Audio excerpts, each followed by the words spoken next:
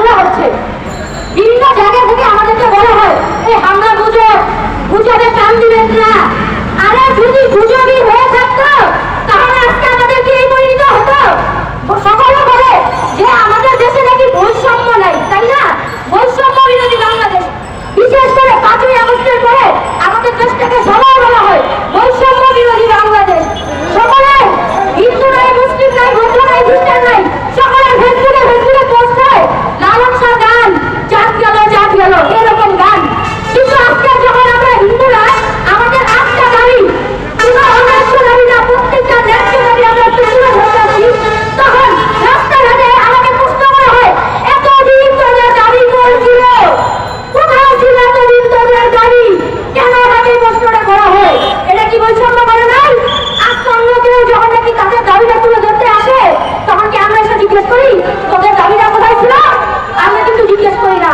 কিন্তু আজকে আমরা সনাতনীরা যখন আমাদের দাবি তুলে ধরতে আসি তখন আমাদেরকে জিজ্ঞেস করে তোদের দাবি কই ছিল?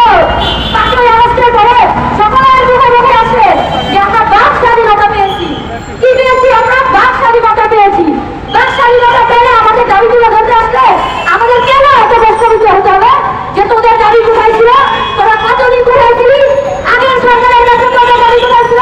দলীয় ভাবে আমাদেরকে আটকিয়ে রেখে আমাদেরকে বলা হয় আমরা নাকি আওয়ামী লীগের দল, আমাদেরকে এইসব কথাবার্তা বলা হয়। আমরা ভারতের দল, আমাদেরকে এইসব কথাবার্তা বলা হয়।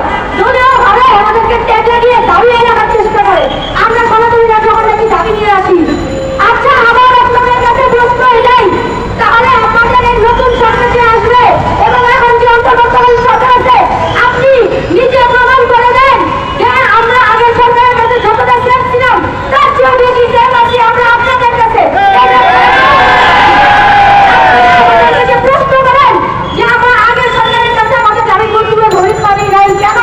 তখন ছিল স্বৈরাচার, স্বৈরাচারের সামনে কেউ মুখ তুলে কথা বলতে পারে নাই। কিন্তু এখন বাক স্বাধীনতা পেয়েছি, তাই আমরা আমাদের দাবিগুলো ধরতে আসছি। আপনারা প্রমাণ করেন, আপনার নতুন সরকার নিয়ে আসবেন, নতুন নির্বাচন হবে, আপনারা প্রমাণ করে দেন যে এই দেশে সংখ্যালঘু শুধু আগের সরকারের কাছে না এই সরকারের কাছে কেউ আছে। এটা আপনারা নিজেরা প্রমাণ করে দেন। আপনাদের কাছে আমার এটা প্রশ্ন, আপনারা কেন আমাদেরকে বলেন তোদের দাবি এতদিন কোথায় ছিল তোদের দাবি এতদিন? এই প্রশ্নটা কেন করেন? এটা আমি আপনাদের কাছে উল্লেখ করছিলাম। দ্বিতীয় প্রশ্ন আমি আমার সাংবাদিক ভাই বোনদের কাছে করতে চাই। দেশের বিভিন্ন জায়গায় বিভিন্ন কিছু হলে একটা জিনিস মশলা মারে সেই জায়গায় নিউজ হয়ে যায়, ডেঙ্গু প্রতিরোধ ক্ষমতা নিউজ হয়ে যায়, সকল জায়গায় নিউজ হচ্ছে। আমাদের ওপর সনাতনীদের ওপর উপজাতিদের ওপর যে হামলা হচ্ছে এই নিউজগুলো আপনারা কভার করেন না কেন? কোথায় থাকেন আপনারা? আজকে আমাদের বোঝার মতো আমাদেরকে 3 দিন সরকারি কর্মচারীদের ছুটি দেওয়া হয়, কিন্তু আমাদের বোঝা হয় 10 দিন। আপনারা যখন নাকি আমরা দাবিটা তুলি তখন আপনারা বলে থাকেন, কিন্তু আমাদের যখন নাকি পূজা হয় তখন আপনারা আসেন পূজার মন্ত্রণের ভিডিও হচ্ছে, এই অঞ্চলে এত নিমন্ত্র হয়েছে, এই অঞ্চলে এত নিমন্ত্র হয়েছে, আপনারা সাংবাদিকরা তখন ভিডিও করতে আসেন। কিন্তু আজকে আমরা দাবি নিয়ে আসছি, এখন কেন আপনারা ভিডিও আসেন না? এখন কেন আপনারা নিউজ কভার করেন না? কি জন্য আসেন না আপনারা? সবসময় কি শুধু বাজার নিলে বিক্রি করা যাবেন নাকি সবসময় আমাদের যে দাবিগুলো আছে দাবিগুলো নিউজ কভার করবেন আপনারা? বাজার নিলে বিক্রি করাটা বন্ধ করেন। নিউজ করতে হলে শুধু একটা জায়গা, 2টা জায়গা, 3টা জায়গা না, প্রতিটা জায়গায় নিউজ করেন আপনারা। আমরা কোনো অন্যায্য দাবি নিয়ে আসলে ন্যায্য দাবি নিয়ে আসছি। আমরা আমাদের প্রতিটা দাবি হচ্ছে ন্যায্য দাবি। আমরা যখন নাকি আমাদের বিভিন্ন ছুটির জন্য আবেদন করি, আমাদের ছুটিগুলোকে বিভিন্ন বাহানা দিয়ে তারা তোলে দেয়।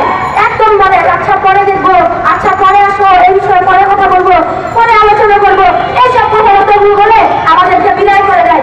কি জন্য বিদায় করে? আজকে না শুধু 5 দিন ধরে গেছি জাতীয় বিশ্ববিদ্যালয়ের বিভিন্ন পরীক্ষা